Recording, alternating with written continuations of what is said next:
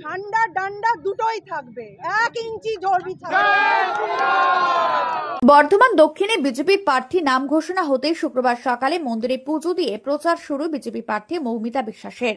আসন্ন বিধানসভা নির্বাচনের বিজেপির প্রার্থীর নাম ঘোষণার পর থেকেই প্রচারে নেমেছে রাজনৈতিক দলগুলো। আজ সকালে বর্ধমান দক্ষিণ বিধানসভা কেন্দ্রের বিজেপির প্রার্থী মৌমিতা বিশ্বাস মিশ্র তার নির্বাচনী প্রচার শুরু করলেন ধর্মীয় আচারের মধ্য দিয়ে। আজকের কর্মসূচির পুজো আশীর্বাদ। সকাল সকাল তিনি বর্ধমানের অধিষ্ঠাত্রী দেবী সর্বমঙ্গলা মন্দিরে এবং বীরহাটা কালী মন্দিরে পুজো দেন। জয়ের আশীর্বাদ চেয়ে তিনি তার জনসংযোগ শুরু করেন। মন্দির দর্শনের পরে তিনি কর্মীদের সঙ্গে নিয়ে বিভিন্ন এলাকায় দেওয়াল লিখন কর্মসূচিতে অংশ নেন। প্রার্থীর নাম সংবলিত দেওয়াল লিখনের মাধ্যমে তিনি নিজের উপস্থিতি জানান দেন। প্রচারে প্রার্থীর সঙ্গে দেখা যায় অসংখ্য দলীয় কর্মীকে। দীর্ঘদিনের পরিচিত মুখ মৌমিতা বিশ্বাসকে কাছে পেয়ে কর্মীদের মধ্যে ব্যাপক উদ্দীপনা লক্ষ্য করা গেছে। প্রচার চলাকালীন মৌমিতা বিশ্বাস মিশ্র জানান, সাধারণ মানুষের আশীর্বাদ এবং উন্নয়নকে হাতিয়ার করে তিনি এই লড়াইয়ে নেমেছেন। জয়ের ব্যাপারে তিনি 100% আশাবাদী। দেখুন, ভারতীয় জনতা পার্টি আদর্শ মেনে চলে। এখানে পার্টি ইম্যাটেরিয়াল, এখানে আমাদের লোগো পদ্ম এবং আমাদের মুখ নরেন্দ্র মোদীজি।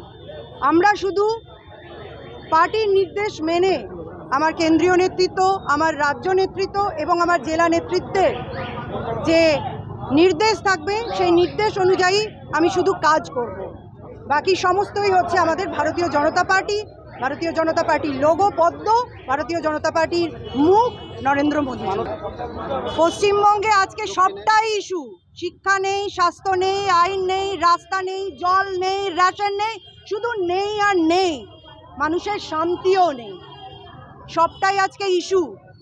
আজকে পশ্চিমবঙ্গকে রবীন্দ্রনাথের পশ্চিমবঙ্গ, কাজী নজরুল ইসলামের পশ্চিমবঙ্গ, মাতঙ্গিনী হাজরার পশ্চিমবঙ্গ, কবি সুভাষের পশ্চিমবঙ্গ, আমাদের বঙ্কিমচন্দ্রের পশ্চিমবঙ্গ, আমাদের সব সাধারণ মানুষের মা রাসমণির পশ্চিমবঙ্গ, সোনার বাংলার পশ্চিমবঙ্গ, এটাই আমাদের সংকল্প আর এটাই আমরা গড়ে তুলব। কতটা উন্নয়ন হয়েছে?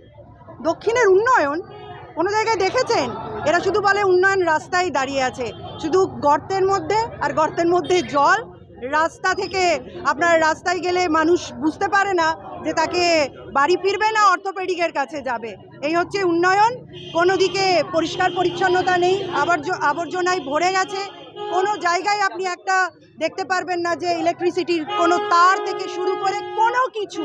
যে একটা বর্ধমান শহর হচ্ছে একটা ঐতিহ্যবাহী শহর, সেই শহর আজকে কলকাতার সঙ্গে তুলনা করা হতো। সেই বর্ধমান আজকে কত যুগ পিছিয়ে গেছে, আজকে মানুষের কাছে আফসোস।